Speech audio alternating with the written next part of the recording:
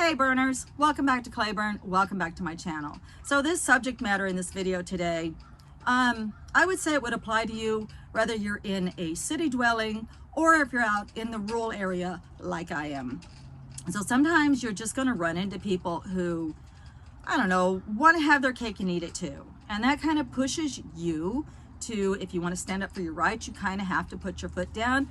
And even if you're not naturally an assertive person, you have to reach down inside of yourself and become a little bit assertive and let people know that you mean business. So that's what we're going to talk about today.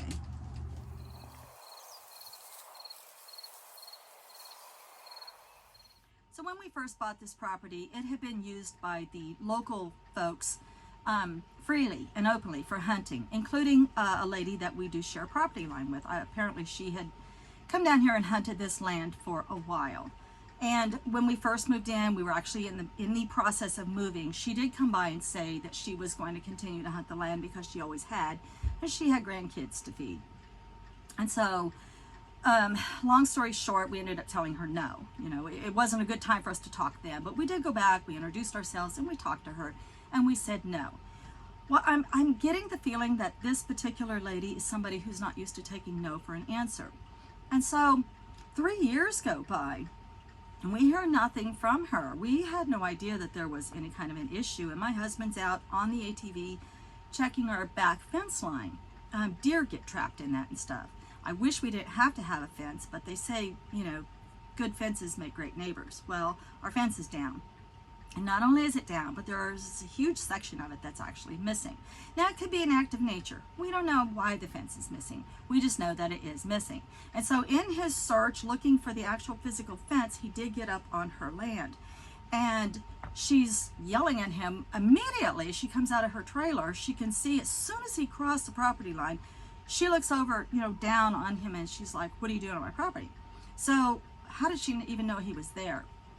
She might have heard the ATV, but he's like down in the valley. So, and we're always kind of back there with the ATV anyway. How'd she know? So then we come to realize he looks up and he sees 2 trail cams aimed right at our land. They're not aimed at her mother-in-law. They're not aimed at her house. They're not aimed at her teeny tiny little strip of woods. They're aimed at our land. And then right on the border, just a few, maybe about 100 yards or so back from her property line, she's got a new deer stand.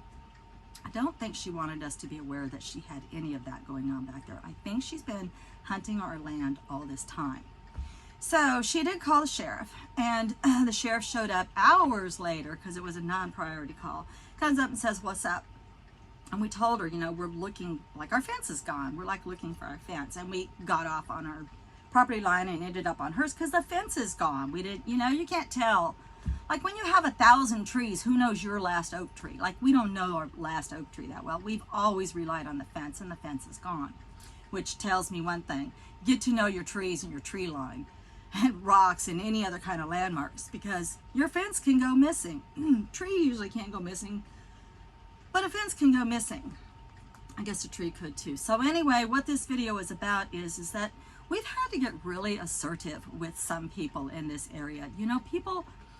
And you know, I've had to be like that in the city, but I've noticed it's like even more in this rural area. And by wanting her cake and eating it too, this is my issue. Their family has been on that land back there for generations, and they're cattle people. So they went in and cut down and bulldozed all their trees, all but this teeny tiny little strip. Well, not only do they want to have cattle and pasture, they also want to have available hunting in the woods right in their backyard. Well, you can't have both.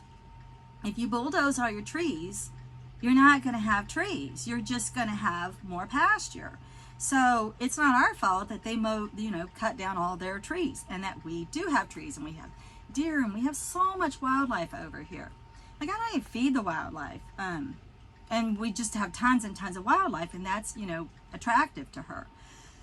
So she doesn't, I feel like, we have no concrete evidence, but she does have a brand new deer stand, closer than I would put my deer stand onto somebody's property, but she has the right.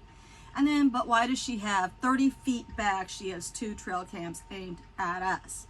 Like, why? Why do you care what's going on in our woods? You're not allowed to shoot. You're not allowed to shoot. You're not allowed to retrieve. You're not allowed to cross. You're not allowed to do anything over here. Why have trail cams aimed at us? That was kind of weird.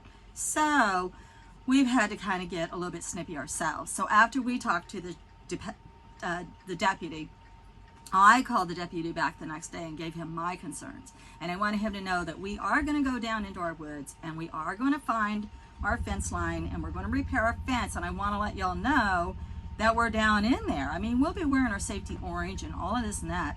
But while we're down there, we're also going to put up our own trail cam. I don't necessarily want to aim it at her, but like, what am I supposed to do, you know? Like, I want to know if somebody's going down there hunting and retrieving their kill off my land, because I've already said you can't hunt my land. So this forces my hand. Like, I don't want to put trail cams back there. I think your first 100 pictures are free, and then after that you got to start paying for pictures. I had to download the app onto my phone. I have to research now, and I have to figure out this whole TerraCell camera, which we picked up at Tractor Supply. It looks like it's going to be relatively simple. And perhaps we can even give it to like our son-in-law the password and he can help keep an eye on the back of the property, things like that. So I think it's going to be good that we have a camera back there. I hope she doesn't get mad and shoot it. I hope not.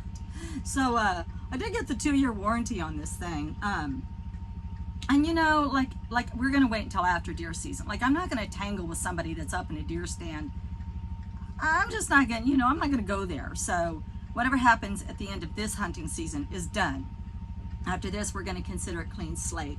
And so we're going to go back there and right after deer season, which is like in like another week, maybe week and a half. And right now it's like alternative. So I don't know what alternative means besides muzzle loading, and I don't know. I don't even know bows.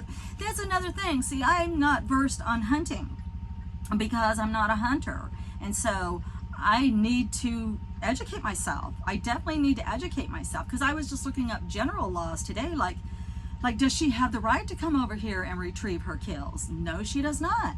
If I don't give her that permission, no, she doesn't.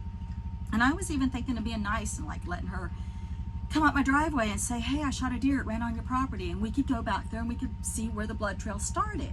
But I'm not even willing to do that at this point because she's called the sheriff on us. So, and all we did was go looking for our fence. So we know, like now we kind of like mentally know, like, okay, we got to take this lady serious. And so that forces our hands, so we have to be assertive. So I'm trying not to let this video go too long. It's like, yeah, it's one of those common sense things, but let me warn you, if you're thinking of homesteading, know that little plot of ground.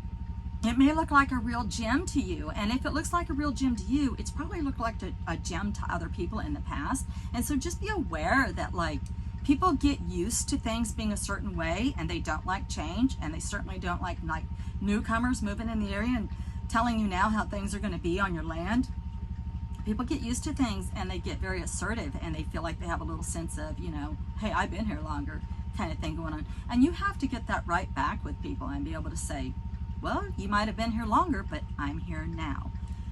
And stay safe. That above all, stay safe. Wear your safety oranges. Always be very safe.